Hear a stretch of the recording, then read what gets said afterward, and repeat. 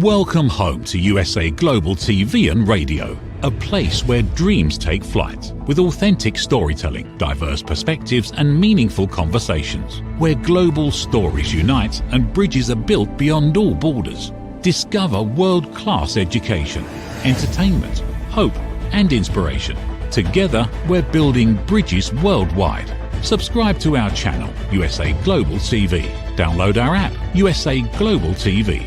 Be our guest or join our team. Visit usaglobaltv.com. Thanks to our founder and executive producer, Dr. Jacalyn Kerbeck. Music score by Yeffy Tang from Cloud Road Music. Voiceover artist Mike Porter. Creative direction by Paul Garcia. USA Global TV and Radio, your home for global connection. All rights reserved. This video and its contents are the exclusive property of USA Global TV and Radio. Unauthorized use, duplication or redistribution in any form is strictly prohibited.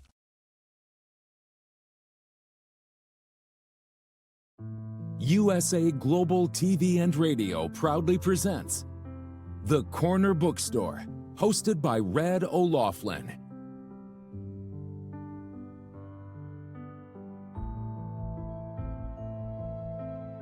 Step into a world where every story inspires. These pages come to life through the voices of authors from around the globe. Written by our global community of TV show hosts and best-selling authors, these works span genres, generations, and geographies, united by the power of storytelling. Discover your next favorite book and meet the minds behind the work.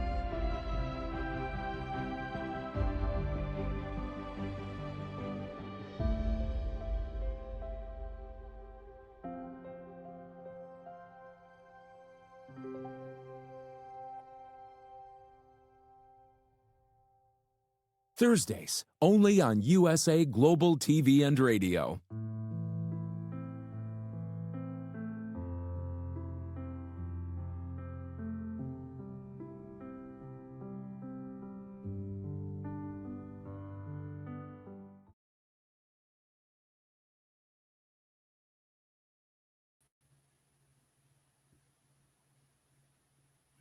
Howdy, Red O'Loughlin here. Welcome to the Corner Bookstore on the USA Global TV and Radio Network. Almost should call it Thursday with Red because for the next couple hours after this show, I have two more shows going on. So Thursdays, I have at 11 o'clock the Corner Bookstore. Then at noon, I have the Wise Ones. And at 1 o'clock, I have Talking Heads. When I'm not doing TV shows, I research the human body at the cellular level, chemically speaking. I look for cause and effect relationships. Treat a cause, fix a problem. Treat symptoms, and you'll always be treating symptoms. And so that's what I write about. That's what I speak about. I've got a few books on that topic. In fact, my topic today is on Parkinson's. What are the causes? How do you prevent it? What triggers it? That would be my topic today on the Talking Heads. But my main topic today is CJ Peterson. CJ is a dear friend of mine. We've known each other for a number of years. And she has, I could take 2 minutes on each of the topics that I want to talk to her about, and we'd be here until next Thursday. It's just amazing the amount of stuff this woman has accomplished. So, CJ, please join me up here on stage. Hi. Good to see you again. It's been a little while, hasn't it? It has. Thank you for having me on. I appreciate you. You have a saying, and I really love it. I'm going to start off with that one. The stories are fiction, but the journey is real. I think it's something like that.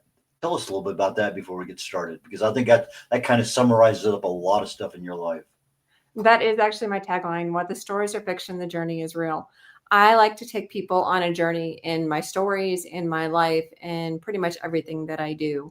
Whether it's they're reading one of my storybooks, whether they're taking a journey in my videos, whether it's in my blog, because I have a Journey Through the Dash is the blog that I started, whether it's the books that they pick up. If I can make you laugh and cry in one book, then I have done my job. I have reached the interior of your emotional core. And that's my goal, is to do that. Fantastic. I 10-time award-winning author. That's pretty impressive. You write in a number of different genres: fiction, adult, fantasy, romance. One of the ones I wanted to ask you about, I was looking through your list, Christian fiction. Is that Christian figures in the Bible that you bring out and develop, or how? What is exactly that kind of genre? Well, I write Christian fiction, and I basically everything else is kind of all encompassed. I tell people it's Christian fiction, but it's not your mama's Christian fiction. If you're looking for Janet Oki, just keep looking. I am a sci-fi geek. I am a fantasy geek, and I decided that basically everything else is multi-genre underneath it. I have supernatural / paranormal. I have time travel. I have genetic manipulation. I'm working on a fantasy. So everything else is kind of up for grabs. And so when you pick up one of my books, my readers know that when they pick it up, they never really know what they're going to get, because I like to challenge myself regarding the multi-genre portion. They just know that it is Christian fiction. Whatever it's going to be, there is a Christian element in it. They just never know exactly what genre it is. Okay. Now, you started out writing, I guess, probably at a fairly young age. When did you decide to actually become an author? Well, I first published in 2012, and that was thanks to my husband, I call him Super Hubby. We had started reading the books, and the first one was Strength from Within is the one that I read to him. And he goes, you really do need to publish these books, because I wrote them as an escape. My growing up wasn't the best.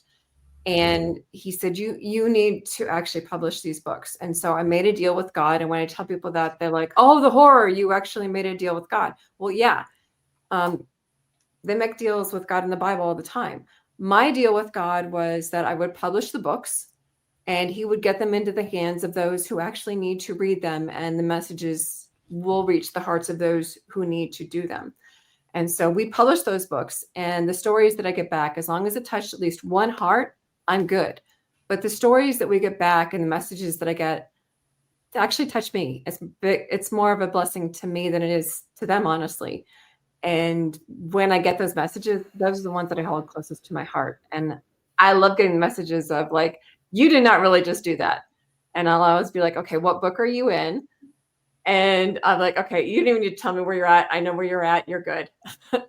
And I love getting those. And when I was doing the Team Angel series before Divine Legacy came out, there was one lady, she was an older lady, and she goes, the only question not answered in Seasons of Change and the Holy Frame trilogy is what's in the box. And this older lady messaged me. I have no idea who she is to this day. And she said, I'm an old lady. I'm going to retire. I'm going to die before I find out what's in this box. You have to tell me what's in this box. I said, I really need you to just hold on. It's answered in the first chapter of the Divine Legacy series. Trust me, you'll be okay. She goes, no, I'm going to die. You need to tell me what's in this box. I need to know. When I get messages like that, I'm like, yay, I've done what I need to do. My daughter was dating a man a while back, and he had started writing a book, and the main character was carrying around a 6-pack of beer, but the bottles were not beer. They're something else. And it turned out it was the cremated remains of his best friend that he always wanted to have by his side, which was kind of strange, but you didn't know that until about the 3rd or 4th chapter. But everywhere he went, he had the 6-pack that he always took with him.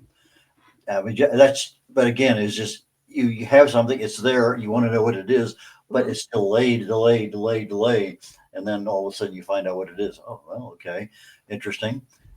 Well, it's that, and you get attached to the characters, because in that particular series, it spans about 13, 14 books. And there's also a 20-year jump between the one set of books and the Divine Legacy series. So they get attached to the characters because they cross over storylines in that particular set of books. Mm. So how many series do you have characters that cross over? Just that particular set. It's Strength from Within. It's the Grace Restored series, the Holy Flame trilogy, and then it jumps into the Divine Legacy series. And then there's one novella that actually wraps it up. It's a 10-year time span of me actually writing. So those characters actually did get attached to very well, but the characters crossed over storylines, and you got attached to the various characters throughout that time span. I know you had a lot of stuff going on in your life during COVID. Were you able to be fairly productive as an author during COVID?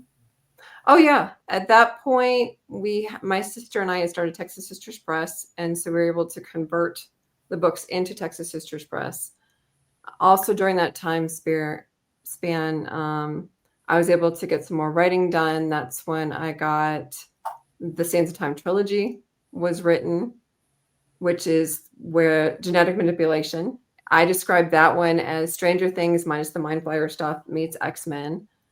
That one was finished, and I had started Chain Reaction, which is a time travel one. I described that as reverse butterfly effect, where they're going back in time to purposely change the family line because the family line was dying, and they had to basically change some certain ancestors' decisions to extend their family line. The question is, would they survive it by the time they were done? How much research do you have to do for that? Well, the way I describe the way that I write, there are certain types of writers. There are planners, pantsers, and sometimes there's a little bit of a hybrid in between. I'm a pantser, which is basically I sit down, pray, and type. That's a pantser. So when it comes to a history, which was a challenge for me, I only had to do enough to do that particular scene. And so I did some history. And for example, in the one portion at the very beginning, it was regarding Oliver Hazard Perry. Their ancestor had initially killed Oliver Hazard Perry, therefore turning the tide of the original war and the Battle of Put-in Bay. They had to stop their ancestor from killing Oliver Hazard Perry at that point, which then set the time correct and what was going on in that particular war. And the Americans did then win the Battle of Put-in Bay. The next one, they jumped to the 1920s where there was prohibition. And so there was a little bit of research that needed to be done, but not a whole lot. The next one, they jumped into the 1980s. So you had to go with technology, but you had to figure out clothing. You had to figure out, there were no bobby pins in, 1813. So I had to figure out certain clothing. I had to figure out certain things regarding the timelines, but just for that particular time. I didn't have to do deep dive research. I just had to figure out what I needed for that time. What other genres do you read for pleasure? Well, when I'm writing, I don't read others, but I do enjoy mysteries. I enjoy spiritual warfare. I enjoy Frank Peretti. I love Frank Peretti. I have a myriad of them. I don't know if you can see them all behind me. I love science fiction. I love just about everything. I have a wide variety of things that I just love to read. If it's not boring, I usually read it. Okay, so you're writing your books. Editing has always been a major challenge for us writers. That's one of those things that, yeah, I read it. There's nothing wrong. And then all of a sudden somebody else, what? Why do you have that? And it's just, so editing, I'm sure with you is the same way. I haven't found any author that just loves editing. It's just one of those things that you're an editor or you're a writer, but you're usually not both. But most of the time you end up doing a lot of your own editing. What were your first couple of 3 books like versus the books you're doing now? Well, I had to rewrite my first book, which was the bane of my existence. It took me a whole lot longer to do that because I am a pantser. However, because Strength from Within was part of that huge set, I had to rewrite it. That took me a whole lot longer. Normally, it takes me like a month, maybe 6 weeks to write a book and then edit it and send it through. But my editing process usually is I write it and then I read through it, and then Super Hubby and I blow it up, and then I read it aloud and he sits beside me and makes sure that everything looks what I'm reading it. And then I send it to my content and copy editor, who is very brutal. So if you have an editor, make sure they are brutal because you want them to be. And then they send it back to me, and then I re-edit it, and then I send it through Voice Dream Reader. So I am reading it at the same time that it's being read to me. Therefore, I'm making sure that it's reading aloud and it's sounding how it's supposed to be as I'm reading it along. And then I do the same thing again where I blow it up and I'm verbally reading it while Super Hubby's reading it along with me before I even send it up. So it crosses no less than several pairs of eyes prior to going up. The ability to read and hear at the same time is amazing, because you think you wrote something, but when you actually hear it and you're seeing it, sometimes you still see what you thought you wrote, but it doesn't sound right. And I find that to be a very amazing way to do things. So you ended up re-editing or rewriting or whatever. And that sometimes, as you say, can take a long time. Nowadays, the process is fairly well streamlined, and you write a book in a month, 6 weeks, was another 2 weeks, 4 weeks, 6 weeks to get the final version ready for publication. It doesn't take me that long. Usually it takes my editor about 2 to 3 weeks per book. And then once I get it, it doesn't take me anywhere near that long. And then I do my own book covers.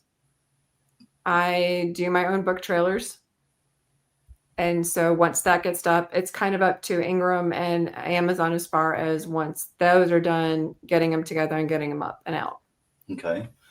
Book covers. Let's talk about that for a minute. Mhm. Where is I know you're a content creator, but that creativity for a cover, and you got some really amazing covers. Well, thank you. Where does that come from? You write the book and then the cover kind of develops from that, or you have the cover and you kind of go back and forth? It's the reverse. What I do is I have in my mind usually what I want my character to look like. And so I tend to go to Dreams Time is usually where I get my stock photos. And so I find my main character in Dreams Time, and I pull that cover, that person down. That is my main character. And as you look at my books, there's usually a picture of the main character on the cover somewhere. And then that's what I build the character around. That is my main character. So I don't do cover reveals until it is almost time. You can usually see them covered up prior to, and then I don't tell what my book is titled or anything until it is time. I protect my work completely until it is ready to go. And then, for example, when it was time for Sands of Time trilogy, in the beginning of the book, if you open it up, I actually picked out all of the characters. There are pictures of them in the beginning of the book. All of my characters, the main characters, are pictured in the beginning of that book. I went through stock photos so I could pick out all of the characters so I knew what all of them looked like. And so when people go through, because there's so many of them, you can actually see the main characters and what they look like as they go through the book. It's interesting. Very few of the authors I've talked to have actually done that amount of work and actually having an illustration, a picture, a photograph, or describing each individual character. So that is something that is above and beyond. I think, we allow our imaginations to kind of form what we see for the main character, but you're helping us along. Yeah. So, for example, Race Against Time, the Sands of Time trilogy, these 4 main characters are there. But in the beginning of the storyline itself, they're actually in the book. Okay. What the main characters look like. So the reader has an idea of what the characters look like. And I wanted them to have an idea because in my head, I wanted them to understand what these characters actually look like. Because there's a group of gifted, and then there's a youth group as well. Most of us authors have a tendency, we write the book and then we start to market it after it's available to the public. It just seems that that's what happens. And then as you get to the 4th or 5th book, you start, okay, now I'm telling the world ahead of time. So how is your marketing campaign? I know your skills have transformed amazingly, but from beginning 2012, 15 timeframe versus 2020, 2025, what does your marketing program look like now? When I know I'm close to getting there and I know I have a date, I already have the cover done. The cover's done before the book is done.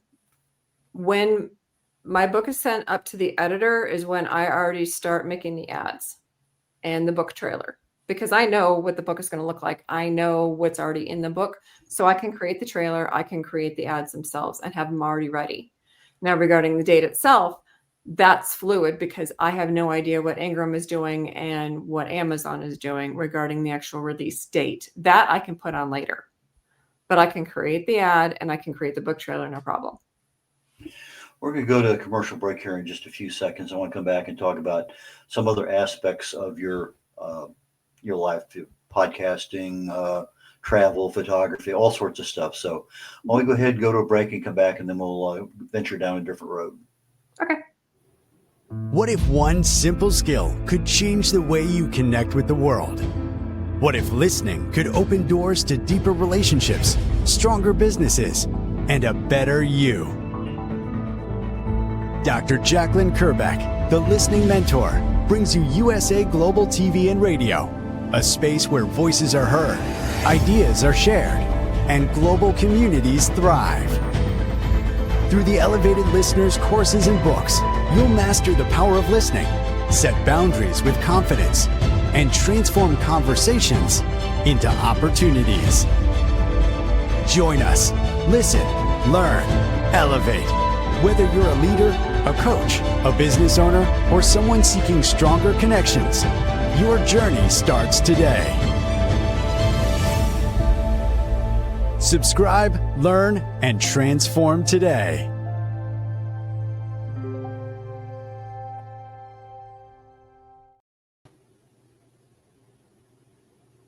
Brett O'Loughlin here. We're on the Corner Bookstore on the USA Global TV and Radio Network. And my guest today is CJ Peterson. CJ, please join me again. Social media. Which social medias have you ventured into, and which ones have you finally decided this is where I'm at? I'm kind of on all the things. If I know that there's one coming out, I tend to jump on and grab my handle, which is generally authoress_CJ, with the exception of, I know YouTube, it is CJ Peterson. And I do believe on some of them, I can't have the underscore, so it would just be authoress_CJ. But generally speaking, it is authoress_CJ with the exception of YouTube. Okay. Lately, you've been on TikTok. We talked about this the other day, and you said just a few months ago you had a couple hundred, and boom, all of a sudden you're 10,000. Yeah. What happened? Well, the beauty of TikTok is I'm a Gen Xer, and I found out that the Gen Xers are taking over TikTok, and so I dove into that. I am a hardcore Gen Xer, and I will support my Gen Xers all the way through it, and I have no problem whatsoever doing that. And that's what I did. I went from 250 to like over 10,200, I think, as of this morning, literally overnight. And I also like to post the videos. As I mentioned beforehand, I was actually diagnosed with cancer last year. And I started a blog/vlog called Journey Through the Dash, which is the date of your birth and the date of your death is the dash is the in-between. And I started celebrating life once I kind of came out of, I had hip replacement. They found 2 tumors in the soft tissue of the hip. So after that hip replacement, I had to have radiation therapy. So my brain was in a complete fog for about 6 to 8 months. Once I started coming out of that fog, I decided, okay, God's given me a second chance. I'm going to celebrate everything life. And so I started doing these short reels. And I started putting up and celebrating everything from restaurants that we go to, when the gang up here go out, when we go to Andretti Racing, Super Hubby and I go to, that's what I call my husband, when we go out to Andretti Racing, or we find this really cool place up here in Oklahoma City, or we go to do the Comic-Cons that I help run. And hubby helps me, we help Javier Torres run Comic-Cons, or we go to parks like we just did last week. We went to state and national parks. I put up all these short reels and we're just celebrating life. And that's the Journey Through the Dash. And people are loving that. I will reach 1,000 easy views through those. And people are loving those when they hit YouTube or they hit TikTok. Those are taking off like nobody's business. As long as they're under 3 minutes. And that's the key. They have to be under 3 minutes. Okay, you just got back from another trip this past week, right? Mm-hmm. Yep, And we went to Utah and Idaho. And you're talking about Bryce Canyon and Zion and a couple of other places I think we chatted the other day. Oh my gosh. And then Cave of the Moon in Idaho. Oh, that place, any creative, go to Cave of the Moon in Idaho. That place is otherworldly. Another one is Bryce Canyon in Idaho is another one that it will inspire creativity like you wouldn't believe. And it has half the amount of people that go to Zion go to Bryce Canyon. And that one actually inspired part of the story of the trilogy that I'm currently writing. You are much more of a content creator today than you were 5 years ago. Oh, hands down.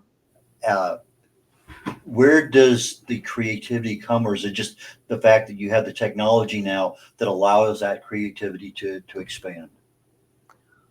Honestly, it's just, I don't necessarily know if it's the technology or just the inspiration or just the time or just the fact that 2016 I went septic, and when that came out of that, that's where a lot of the writing came from. This time around, I'm just, okay, God, this is now my second chance of second chances. I'm not messing it up again. I'm taking even a step further, more than just the writing. And we're going to just celebrate life all together and make sure that everybody else can share it. There are now more platforms than there were in 2016 available. And this allows me a bigger platform to share it on more than there were in 2016. So there's more platforms and technology along with it than there were then. And so as more become available, you have Gab, you have Truth, it's not just the standard Facebook, Instagram, and Twitter that's available now. Well, X. There's so much more available now than there was even then. And so when you grab a hold of all of that, you have a whole world now that's open to you that wasn't before. What amount of time do you spend on a daily basis actually doing marketing for your books? Marketing for the books takes off on their own, actually. I get messages all the time of people trying to market for me, and I'm like, I haven't actually done a whole lot of marketing for my books, but they always seem to continue to sell. I've started picking up the marketing for the books themselves again, and I'm refreshing those because I had been down so far on my own because of the cancer, and I had also gone to school the year before. But I have yet to not sell books each month. And now that I've started another trilogy, which is the fantasy trilogy, that should be coming out in 2026, at least the first book should, then I'm starting to refresh what I have already out. And now I'm starting to refresh what I've got out with the book trailers and putting those back out again, and now putting them on TikTok. And I'm allowing that to refresh back out again, and people are starting to pick those up again, and the sales are starting to come out again. Okay, so when you do a book trailer, typically how much time does that take? Honestly, not too much. I've already got access to the shorts, and so I put them together pretty quickly. But I am a little bit more technologically oriented than others. When I do speaking engagements, I did one in July. I did a week-long speaking engagement, and I did an equip class is what I called it. Equip 101, 201, 301, 401. And I basically did everything from sit down and type to book trailers to book covers to everything from go to woe and beyond, including finding scammers in the entire class. And so as a speaker, I can pretty much cover anything that anybody wants because I do all the things. And that's why I laugh half the time people message me because they're like, well, I can do this. Well, so can I, and I can do it for free. I've seen a few of those myself, actually. But, oh, would you like to write a book? Okay, yeah, well, okay. But anyway. Publish a book. No, I can do it for free. But travel and photography, let's go down those couple roads there. Photography, where did you develop your skill level there? It's time and angles. When Super Hubby and I first got together, he has slowly developed his as well, because I learned to show him through my camera lens and through my now phone lens. I'll look at this angle or look at that angle, and he's starting to get, as he calls it, artsy. where he's like, hey, check this out. And I'm like, oh, that's cool. Then I just tilt it just a little bit more. He goes, oh, that's even better. And he's just like, oh, that's really cool. So when you learn to work with light and angles, you start to see stuff a little bit differently. When we took the Navajo Trail down at Bryce Canyon, there were people that were walking by and they'd look at what we were doing. They kind of look over our shoulders and they'd be like, that's a really cool angle. Or we'd be walking down and I'd stop and I'd take like 5-second videos, because you could do that with CapCut and you can make really cool videos that way, but that'd be like 5 to 6 seconds. And then CapCut only takes like 2 or 3 and sometimes 6 seconds of the videos. And so I'd line it up and they'd be like, what are you doing? And I'd say, well, see how that particular one has like a little window. And if you look through it, it looks like Table Mountain in South Africa. I'm like, oh, that's really cool. I didn't see that. Well, you need to stop and look, not just walk to the next destination. Stop and take a look around you, because you're missing views that are right there. And you got to stop and look. Yeah, many years ago, decades ago, I used to carry cameras, filters, all lenses, all sorts of stuff wherever I went, and it got involved with reflections off of things and night photography, and nowadays you carry your entire world in just one little thing, and it's just not. It's different, but it's the same. Mm-hmm. But when I want to do something with an f-stop, okay, just manually set up, boom. I can, but nowadays it's not quite the same. But anyway, it's something I enjoy doing. I just don't do it as much as I used to. But every so often I walk by, oh, the sun just hitting that pearl. I remember Trieste, Italy, and it was just that one time when the sun was shining. I had to get a camera because it doesn't last. The sunset shots, they don't last that long. And I had one trip when my wife and I did the Camino de Santiago. I had one picture that out of 3,500 I took. Mm-hmm. That is my favorite, because it was like a golden hue over everything in the morning. And I took another picture literally a minute or two later, and it wasn't the same. And mm-hmm. So it's not only having the technology and knowing how to use it, but identifying this is the time when you can really see something. And that's what I think you have, is the fact that that creativity in your brain, you see something and you can develop it more than just mm-hmm. enjoy it enjoy it and savor it and share it with others. Is that a fair statement? Yeah. And it's even like when we went to Cave of the Moon in Idaho, we hiked this one thing. It was called Inferno Cone. Initially, it started off, it looked like there was just this little hill. It's not. It's this little hill plus another little hill plus another little hill to get to the top of this cone, where I swear they had to have had like oxygen tanks and a Red Cross up there, but they didn't. But by the time you got up there and took a look around, at the top of there, one of the videos I did is, hey, any movie producers, any directors, any authors, any vloggers, any type of creatives, get up here, because things that are growing up here shouldn't. And the views up here would inspire you to write things that you never thought you could. And one of these caves that we went into, the one where I actually bit it and my knee kind of took a nice chunk out of it, it looked like something that was a cross between the movie Damsel, the show The Witcher, and Lord of the Rings. And when we came out of it, it looked like we're coming out of Mordor.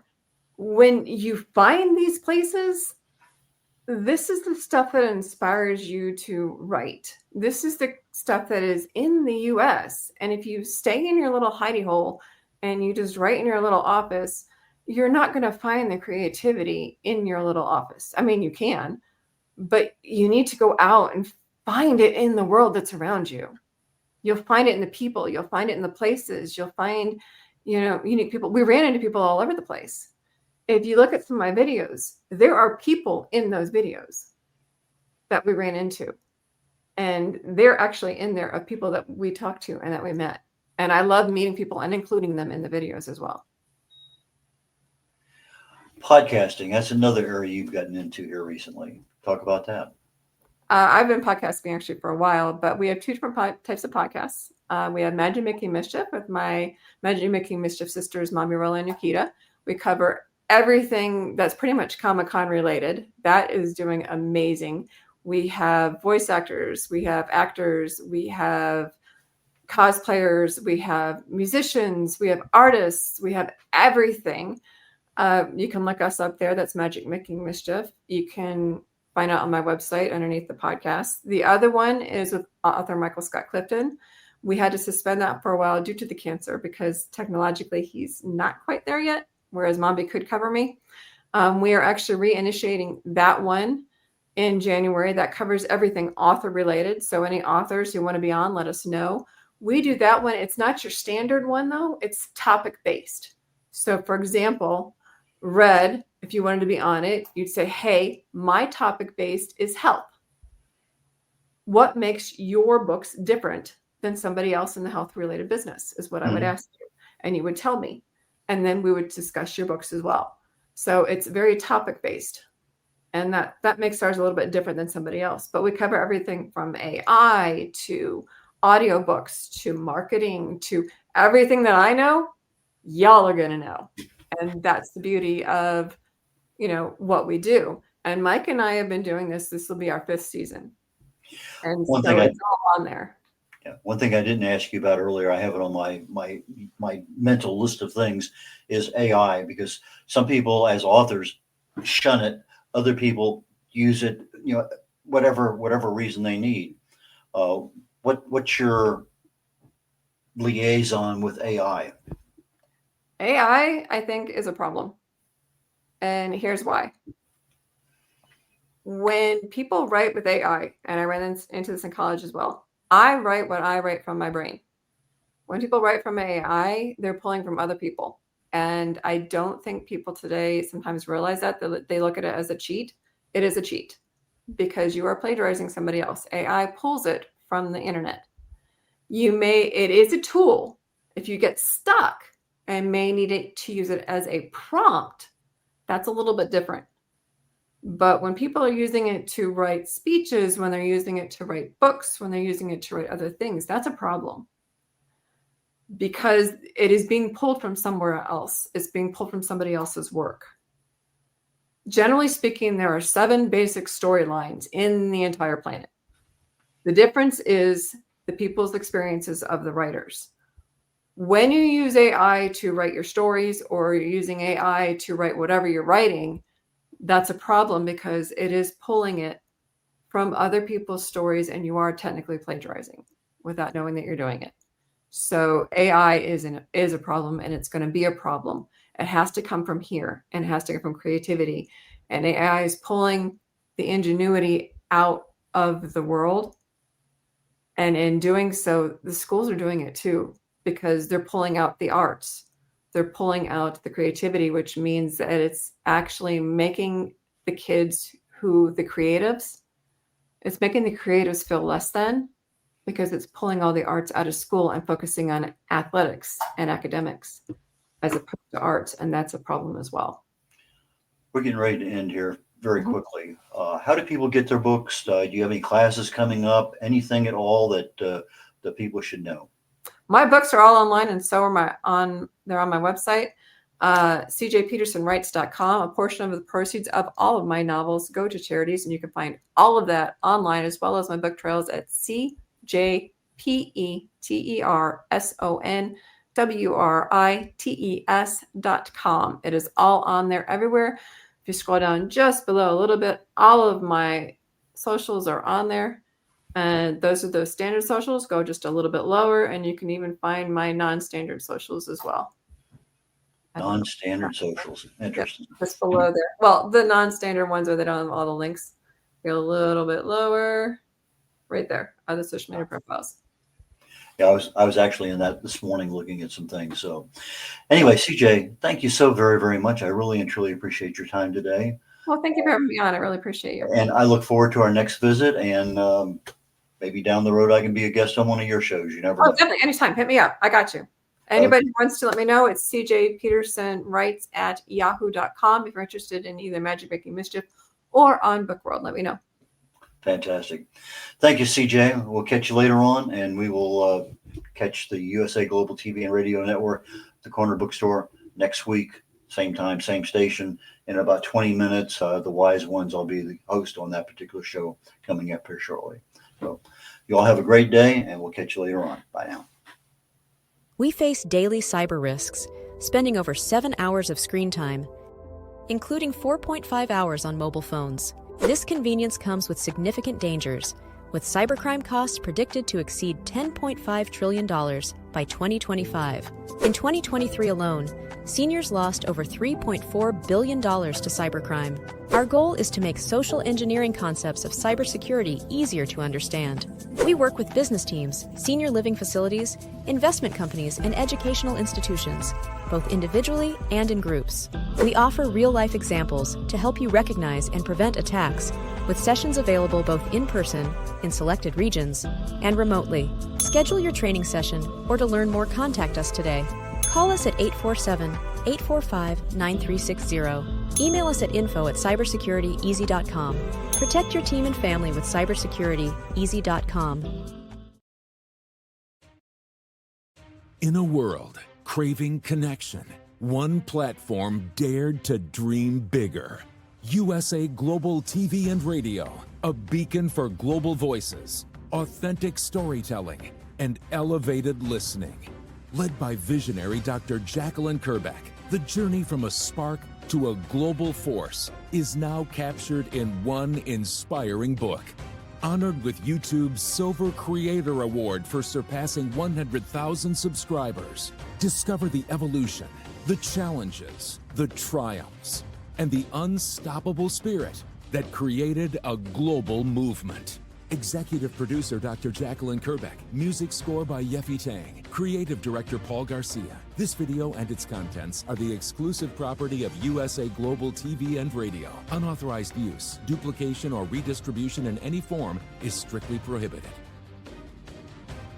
Now an Amazon #1 new release in paperback and ebook. Broadcasting Brilliance, the evolution of USA Global TV and Radio, is inspiring readers around the world. Join the movement that's redefining global media one story at a time.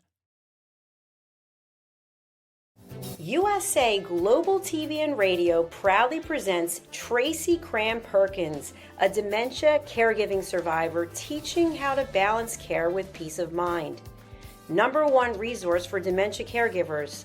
It's the book Dementia Home Care: How to Prepare Before, During, and After. Over 17,000 copies sold of this must-have guide. And now a testimonial from Tracy Smith. If I was to describe this book to someone who is going through a similar situation, I would underscore how important it is to have some sort of a tool or a guidebook to help you through certain stages. And there's so many, it's such an unknown topic to the average person. And to have this as a reference is essential. It's going to help you get through it personally, as well as help your loved one manage. To learn more, go to TracyCramPerkins.com. Tracy Cram Perkins is an award-winning author. She's also the host of Dementia Home Care television show. Watch it here on USA Global TV and Radio.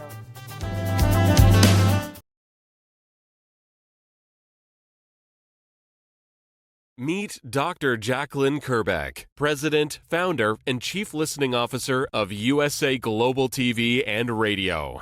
She is a certified life, career, and executive coach. Dr. Jacalyn is the Amazon #1 best-selling author of Behind the Green Screen.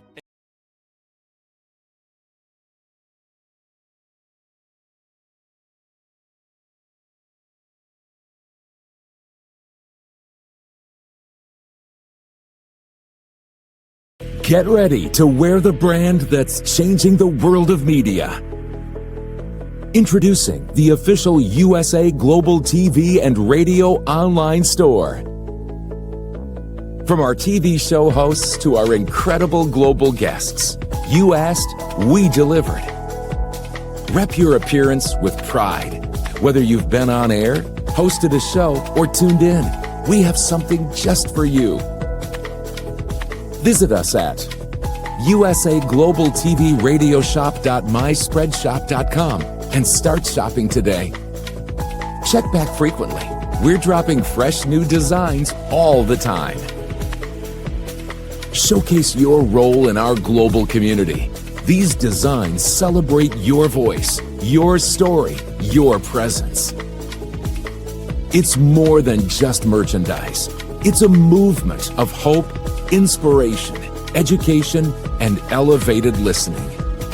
Head to usaglobaltvradiosshop.myspreadshop.com.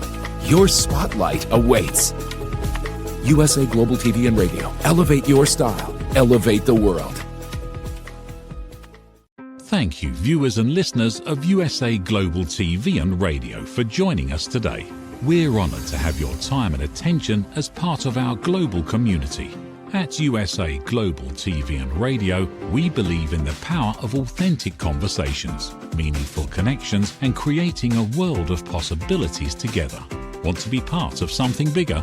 Join our team of elevated listeners at usaglobaltv.com, a space where your voice matters and your ability to listen transforms relationships. Stay connected with us across all our platforms for thought-provoking discussions, expert insights, and empowering stories. Subscribe to our channels at youtube.com/c/USA Global TV. Follow us on social media and explore the endless opportunities we're creating for growth, learning, and inspiration. Together, we're not just broadcasting. We're building bridges and changing lives, one conversation at a time. For inquiries, contact us at info@usaglobaltv.com. Music by Johnny Dyes. Produced by Executive Producer and Director Dr. Jacalyn Kerbeck. Voiceover by Mike Porter. Creative Direction by Paul Garcia. All rights reserved. Copyright 2025. Visit usaglobaltv.com to view our full terms and conditions.